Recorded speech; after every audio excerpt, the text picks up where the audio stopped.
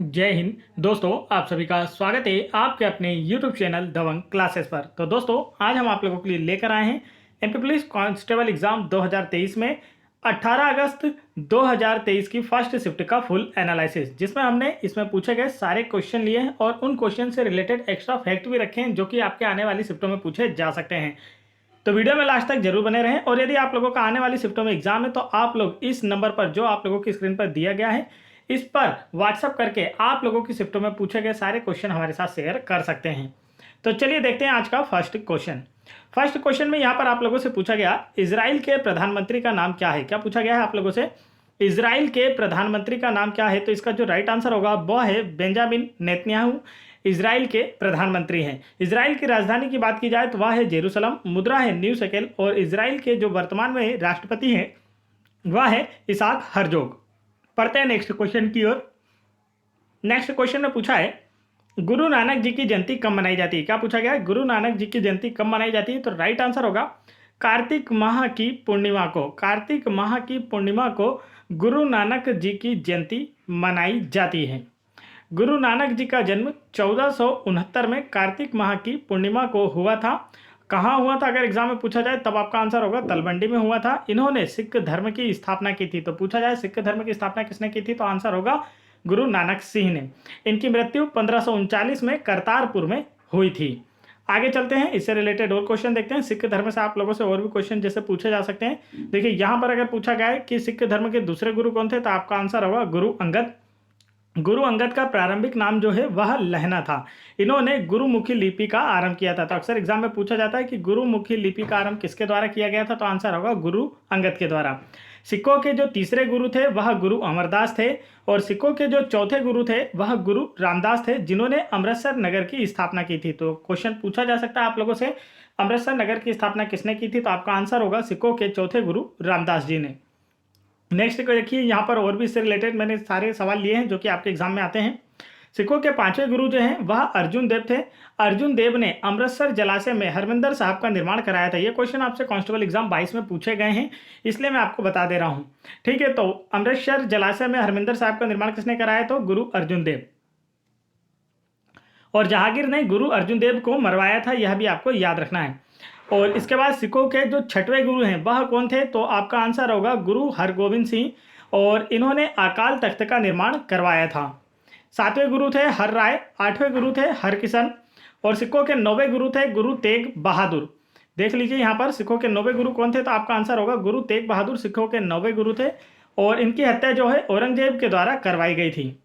सिखों के 10वें और अंतिम गुरु जो हैं ये गुरु गोविंद सिंह थे। इनका जन्म पटना में हुआ था।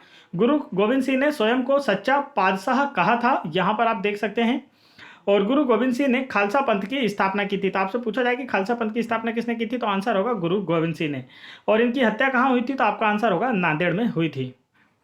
आगे चलते हैं, नेक्स्ट क्वेश्चन यहाँ पर आप लोगों से पूछा गया, अक्षय तृतीया कब मनाई जाती है। तो इसका जो राइट आंसर होगा वह होगा बैसाख माह के शुक्ल पक्ष की तृतीया को अक्षय तृतीया के रूप में मनाया जाता है।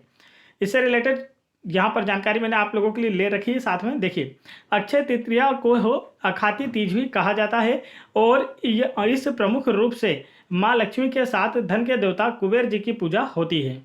आगे चलते हैं, नेक्स्ट क्वेश्चन देखिए, यहाँ पर आप लोगों से पूछा गया, स्वतंत्र बंगाल राज्य के संस्थापक कौन थे। तो इसका जो राइट आंसर होगा वह है मुर्शिद कुली खान। बंगाल की स्थापना भी किसने की थी तो आपका आंसर होगा मुर्शिद कुली खान ने, जिन्हें मोहम्मद हादी के नाम से भी जाना जाता था। यह प्रारंभ में एक ब्राह्मण समाज से संबंधित थे, फिर उन्होंने धर्मांतरण कर लिया था। यहाँ पर देखिए नेक्स्ट क्वेश्चन, जिस प्रकार भागीरथी से गंगा नदी निकलती है उसी प्रकार क्षिप्रा नदी कहाँ से निकलती है। तो इसका जो राइट आंसर वह है मध्य प्रदेश से।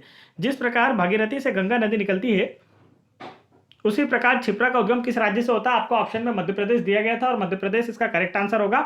चलिए, क्षिप्रा नदी से रिलेटेड और जानकारी हम जान लेते हैं जो आप लोगों के एग्जाम में पूछी जा सकती है। तो क्षिप्रा नदी का उद्गम जो है यह इंदौर जिले के काकरी बर्डी पहाड़ी के समीप बणेश्वर कुंड से होता है। क्षिप्रा को मालवा की गंगा के नाम से भी जाना जाता है। यह क्वेश्चन आपसे आबकारी कांस्टेबल एग्जाम 2023 में पूछा गया था कि मालवा की गंगा के नाम से किसे जाना जाता है तो आंसर होगा क्षिप्रा को। क्षिप्रा जो है यह चंबल की सहायक नदी है। यह क्वेश्चन फॉरेस्ट एग्जाम 2023 में पूछा गया कि क्षिप्रा किसकी सहायक नदी तो आंसर होगा चंबल की। और चंबल किसकी सहायक नदी है तब आपका आंसर होगा यमुना की। और यमुना किसकी सहायक नदी है तब आपका आंसर होगा गंगा की। तो ये आपको लाइन से, क्रम से याद रखना चाहिए ताकि आपसे किसी भी प्रकार का क्वेश्चन पूछा जाए आप उसे आसानी से कर पाए। क्षिप्रा नदी के तट पर प्रत्येक 12 वर्षों के अंतराल पर उज्जैन में सिंहस्थ कुंभ मेले का आयोजन किया जाता है। ये क्वेश्चन जरूर पूछा जाता है कि उज्जैन किस शहर के किनारे, तो आपका आंसर होगा क्षिप्रा नदी के किनारे। सिंहस्थ कुंभ मेले का आयोजन किस नदी के किनारे किया जाता है, तो क्षिप्रा नदी के किनारे उज्जैन में। उज्जैन को मध्य प्रदेश की धार्मिक नगरी भी कहा जाता है।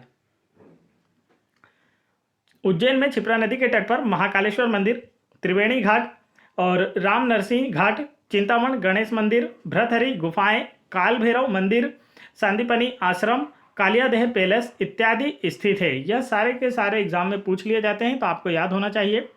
देखिए यहाँ पर नृत्यों से क्वेश्चन डेली पूछा जा रहा है। आज भी एक क्वेश्चन पूछा गया, मयिलट्टम मयूर नृत्य का संबंध किस राज्य से है, तो इसका राइट आंसर होगा तमिलनाडु राज्य से। मयिलट्टम जो मयूर नृत्य है इसका संबंध तमिलनाडु राज्य से है। तमिलनाडु के कुछ और नृत्य मैंने यहाँ पर आप लोगों के लिए रखे हैं। जैसे आप देख सकते हैं भरतनाट्यम का संबंध किससे है, तो तमिलनाडु से है। साथ ही यहाँ पर आप देख सकते हैं आज पूछा गया मयिलट्टम या मयूर, और साथ ही यहाँ पर आप देख लीजिए पुलियाट्टम, सट्टम नृत्य और या अट्टम। इस प्रकार से अट्टम शब्द जो दिखाई दे रहे हैं लगभग लगभग कहाँ है, ये कोलट्टम, तो ये तमिलनाडु से संबंधित है। तो यहाँ पर दिए गए ऑप्शन जो भी मैंने आपको डिटेल दिया आप चाहें तो इन्हें पढ़ भी सकते हैं। नेक्स्ट क्वेश्चन देखिए, यहाँ पर गंगा नदी को बांग्लादेश में किस नाम से जाना जाता है। इजी सा क्वेश्चन था, राइट आंसर होगा पद्मा के नाम से जाना जाता है। गंगा नदी को बांग्लादेश में पद्मा के नाम से जाना जाता है। गंगा भारत की सबसे लंबी नदी है। गंगा नदी से डेली एक क्वेश्चन आ रहा है, आप अच्छे से पढ़ लेंगे इसके बारे में। यह भारत की राष्ट्रीय नदी है जिसे सबसे पवित्र नदी माना जाता है। आगे बढ़ते हैं नेक्स्ट क्वेश्चन की ओर। नेक्स्ट क्वेश्चन में देखिए यहाँ पर आज चंबल नदी से क्वेश्चन पूछा गया, लेकिन क्वेश्चन क्या था यह हमें स्टूडेंट ठीक से नहीं बता पाए, पर मैं जो भी क्वेश्चन आप लोगों से पूछा गया होगा वो सारे के सारे मैं यहाँ पर बता दे रहा हूँ। इनमें से ही एक कोई क्वेश्चन बना होगा आपसे चंबल से रिलेटेड, या आने वाली शिफ्टों में भी बनेंगे क्वेश्चन, तो यहीं से बनेंगे जो मैं आपको बता रहा हूँ। चंबल नदी की बात की जाए तो चंबल नदी का उद्गम इंदौर के महू के निकट जानापाप पहाड़ी से होता है। ये नाम याद रखेंगे, जानापाप पहाड़ी से होता है। यह मध्य प्रदेश की दूसरी सबसे लंबी नदी है जिसकी लंबाई 965 किलोमीटर है। ये दोनों क्वेश्चन फॉरेस्ट एग्जाम 2023 में पूछे गए हैं। इसे पश्चिमी मध्य प्रदेश की जीवन रेखा भी कहा जाता है। मध्य प्रदेश में सर्वाधिक मृदा अपरदन चंबल नदी के कारण ही होता है। चंबल जो है यह यमुना की सहायक नदी है। और एक क्वेश्चन और पूछा जाता है जो कि ऑलरेडी आप लोगों से पूछा जा चुका है कि चंबल किन राज्यों के मध्य प्राकृतिक सीमा का निर्धारण करती है, तो आंसर होगा मध्य प्रदेश व राजस्थान के मध्य प्राकृतिक सीमा का निर्धारण करती है। सोन नदी से भी आज एक क्वेश्चन पूछा गया। क्वेश्चन क्या था कैंडिडेट हमें नहीं बता पाए। सोन, छिप्रा और चंबल 3 क्वेश्चन आज बने हैं यहाँ एमपी की नदियों से।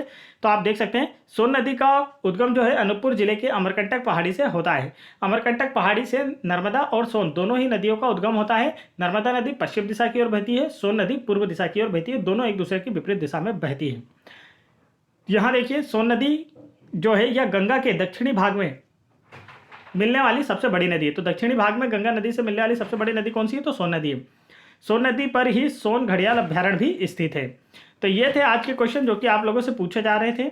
और यहाँ पर देखिए एक क्वेश्चन यहाँ पर पूछा गया था 1998 में विज्ञान के 3 पुरस्कार। तो ये क्वेश्चन क्या था क्लियर नहीं है, तो जिन भी स्टूडेंट का आज की शिफ्ट में एग्जाम रहा हो फर्स्ट शिफ्ट में और जिसे ये क्वेश्चन क्लियर पता हो वो हमें कमेंट करके बता सकता है। तो वीडियो पसंद आए तो वीडियो को लाइक करें, चैनल पर पहली बार आए तो चैनल को सब्सक्राइब कर ले।